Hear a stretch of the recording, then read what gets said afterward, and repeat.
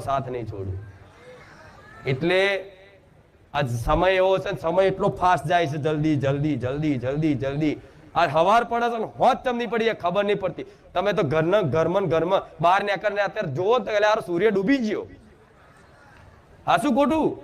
દીકરીઓને ઘર કામ કરવાનું હોય એટલે આખો દાડો કપડા વાહણ આ તે પલંગ એમ કરતા કરતા હોત પડી ગઈ. ખાવા બનાવ્યા તે ઊંઘી ગયા, પતી ગયું, જતો રહે દિવસ. દીકરાઓને એવું, દીકરા તો જો કે આઝાદી થોડી હોય છે કે બહાર આગા પાછા ચોક રખડવા જઈ આવો, કોઈ ભાઈબંધો જો બે આવો, પણ એ ભાઈબંધો જોડે એવા જોડે બેસજો કે જ્યાં માતાજી ભગવાનની ચર્ચાઓ થતી હોય.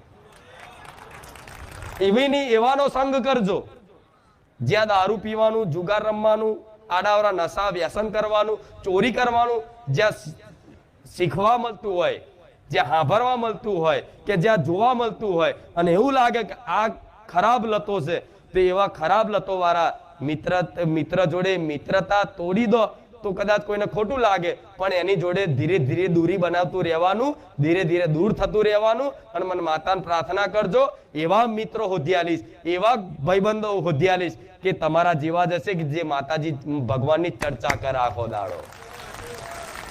આ શું ખોટું? અને તમારી બેનપણીઓ એવું હોધી આલીશ. આ શું ખોટું? અને મળી જ ગયા હશે, જોજો મારા ધામમાં જ આવીને મળી ગયા હશે. સુરત વાળા, અમદાવાદ વાળા બે મળ્યા હશે ને તો હારી બેનપણી થઈ જઈ હશે. એવા દીકરા હોય છે કે સુરત નો હોય, કોઈ મતલબ કાઠિયાવાડ નો હોય, એ બેન ના પરિચય હોય, પણ રવિવાર આવતા